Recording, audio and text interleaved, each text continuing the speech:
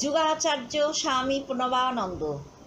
1896 খ্রিস্টাব্দে 29 জানুয়ারি বাংলা 1302 16ই মাঘ বুধবার গোধূলি লগ্নে মাঘী পূর্ণিমায় পুণ্যতিথিতে ফরিদপুর জেলায় বাজিতপুর গ্রামে অধুনা বাংলাদেশ। পিতার নাম বিষ্ণুচরণ, মাতা সারদা দেবী। বুধবার জন্ম বলে শিশুর ডাক নাম বুধাই। শিশুর জন্ম লগ্ন হতে পারিবারিক শান্তি ফিরে আসে, সর্বত্র জয়ের লক্ষণ দেখা যায়, তাই আর নাম জয়নাথ। অন্নপ্রাশনকালে নামকরণ হয় বিনোদ। কৈশোর কাল থেকেই তিনি সাধু বলে পরিচিত ছিলেন। তার সংযমময় আচার আচরণের প্রতি আকৃষ্ট হয়ে জনসাধারণ তাকে সাধু বলে অভিহিত করত। আজ বাজিতপুর প্রণব মঠের নিকটবর্তী সরকারি রাস্তায় একটি বিশেষ সেতু সাধুর ব্রিজ নামে পরিচিত। পাকিস্তান আমলে তৈরি এই সেতুটির নামকরণ জনগণের স্বতঃস্ফূর্ত শ্রদ্ধাক্রমে প্রচলিত হয়েছে। বাল্যাবধি স্বভাবে তিনি ছিলেন সম্পূর্ণ স্বতন্ত্র, ধীর স্থির গম্ভীর, স্বল্পভাষী, স্বল্প নিদ্রা, স্বল্পহারী, আত্মস্থ ভাবস্থ, অনাসক্ত, নিলিপ্ত স্বভাবযোগীর সমুদয় লক্ষণ তাহার শরীরের মনে আচরণে মননে ধ্যানে কঠোর সংযমী ও ব্রহ্মচর্যনিষ্ঠ। শরীর অযুত, হস্তির বল বলে অমিত তেজ আর আত্মপ্রত্যয় অধ্যয়নী জীবনে তিনি যোগচারী। অধিকাংশ সময় ধ্যান ধারণা, বৈরাগ্য চিন্তা ও আত্মচিন্তায় ডুবে থাকতেন।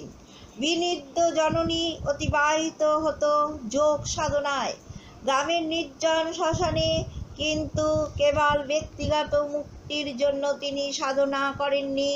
বিপদে আপদে মানুষের সেবায় সর্বদা উপস্থিত হতেন। ছাত্রজীবনেই তাকে কেন্দ্র করে বালক কিশোর তরুণদের এক বিশেষ গোষ্ঠী গড়িয়া ওঠে তার উপদেশ ও সাধন নীতির আদর্শে। তাহাদিগকে তিনি ব্রহ্মচর্য সাধনা এবং দেশবাসীর সেবায় উদ্বুদ্ধ করতেন। তিনি বলতেন যে শুধু নিজের সুখ সুবিধা আরাম বিরাম নিয়া থাকা সে কি মানুষ? দেশের দুঃখ দুর্দশা যাহার পান কাঁদে না, জাতীয় সমাজের মহা বিপদে পদে যে ব্যথা অনুভব করে না, সে তো নিতান্ত জড় পদার্থ। গাছ পাথরের সঙ্গে তাহার পার্থক্য কি? এইরূপ লোক শত সহস্র থাকিলেই জাতির কি এসে যায়? মানুষ যে তাহার হৃদয়ে অপরের প্রতি সহানুভূতি থাকা চাই। দেশ সেবা, সমাজের কল্যাণ সব কিছুর মূলে এই হৃদয়বত্তা বড় দুঃখানুভূতি। আত্মজীবন গঠন সম্বন্ধে বলতেন, ত্যাগী জীবনের মূল মন্ত্র, সংযমী কঠোর তপস্যা, ত্যাগ সংযম সত্য ব্রহ্মচর্যই সাধন জীবনের মূল স্তম্ভ। এই সময়কার উক্ত উপদেশাবলী সংকলিত হয়ে যুগাচার্য সংঘ ও উপদেশামৃত গ্রন্থ প্রকাশিত হয়েছে। তিনি ছিলেন আচরণ সিদ্ধ আচার্য। নিজের আচরণকেই সকলের নিকট তুলে ধরতেন উপদেশের মাধ্যমে, আর ছিলেন উপযুক্ত লোকশিক্ষক। অতি সাধারণ উপকরণ বা উদাহরণ সম্মুখে রেখে এমনভাবে শিক্ষা দিতেন যাতে শিক্ষণীয় বিষয়টি অতি সহজে প্রত্যেকের অন্তরে মুদ্রিত হয়ে যায়। ইহাই তাহার স্বতন্ত্র বৈশিষ্ট্য ছিল। তিনি ইংরাজি 1913 সালে দীক্ষা নিলেন যোগীরাজ বাবা গম্ভীরনাথজির সমীপে। 1916 সালে মাঘী পূর্ণিমার তিথিতে তার যোগ সিদ্ধি পূর্ণ ভাগবতী মহাশক্তির আবির্ভাব ঘটল। তার তপপুত দেব শরীরে সমাধি ভঙ্গের পরেই তার শ্রীকণ্ঠ উদ্দাত্ত ঘোষণা, এ যুগ মহাজাগরণের যুগ, এ যুগ মহামিলনের যুগ, এ যুগ মহাসমন্বয়ের যুগ, এ যুগ মহামুক্তির যুগ।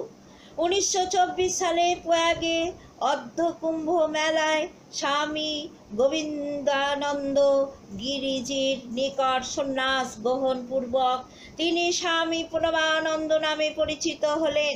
জাতি ধর্ম বর্ণ নির্বিশেষে সর্বমানবের ভিতর মহাজাগরণ, মহামিলন, মহাসমন্বয় ও মহামুক্তি আনন্দাই তার জীবনের লক্ষ্য। ইংরাজি 1923 সালে মাঘী পূর্ণিমার পূর্ণ উৎসবান্তে বাজিতপুরের মাটিতে একদল ত্যাগী ব্রতী সন্ন্যাসীর সহিত পল্লীর বিশিষ্ট জনসাধারণ এক স্মরণীয় সভায় সম্মিলিত। যুগাচার্য স্বামী প্রণবানন্দ তৎকালে ব্রহ্মচারী বিনোদ স্বয়ং উপস্থিত। সকলের ইচ্ছা ও আলোচনা ক্রমে পরিকল্পিত সেবা প্রতিষ্ঠানের নামকরণ করা হয় ভারত সেবাশ্রম সংঘ। তিনি বললেন, আমার সংঘ হবে দ্বিতীয় বুদ্ধের সংঘ। আমি সমগ্র দেশ ও জাতিকে বুদ্ধ, শঙ্কর, চৈতন্যের মতো নতুন আদর্শ ও তপশক্তিতে সঞ্জীবিত করতে চাই। এই জনকল্যাণ প্রতিষ্ঠার প্রাণ পুরুষ জন্মগ্রহণ করেন। সতত মনে রাখিবে, এই দেহ কাম কাঞ্চন ভোগ করিবার জন্য নহে।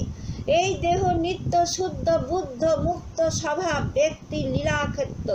তাই সতত ভাবিবে, আমার এই রিপুর উত্তেজনা, ইন্দ্রিয়ের উৎপীড়ন নাই, মায়া মোহ পাপ তাপ ভ্রম ভ্রান্তি।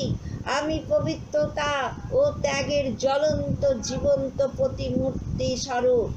তোমরা অমিতের সন্তান, তোমাদের ভিতরে অমিত তেজবীর্য আছে। কোনো রূপ বিচলিত হইও না। তোমার শত পবিত্র, শত বিশুদ্ধ, তোমাদের কোনো ভয় নেই। তোমাদিগকে কে নষ্ট করিতে পারে? তোমরা ধীর স্থির হও, আত্মবিশ্বাসী হও, আত্মশক্তি বিকাশের জন্য শত চেষ্টিত হও। আপনাদের সকলকে নমস্কার। আপনাদের চ্যানেল স্পিরিচুয়াল বুলেটিন উইথ ইউতে আপনাদের স্বাগত।